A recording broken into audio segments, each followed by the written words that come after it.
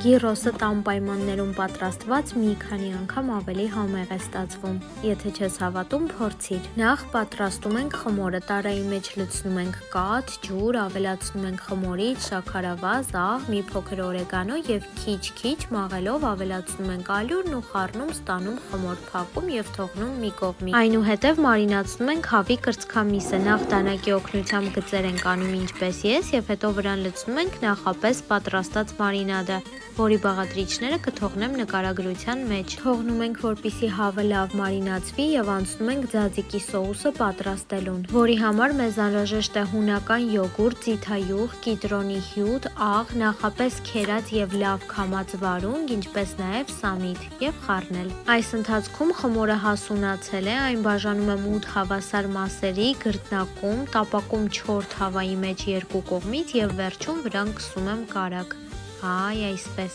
Լավ տաքացած թավայի մեջ տապակում եմ նաև մարինացված հավը երկու կողմից, փակում եմ նաև կափարիչով եւ այսպես թողնում եմ, որպեսզի լավ եփվի, այնուհետև բաժանում եմ մանր կտորների։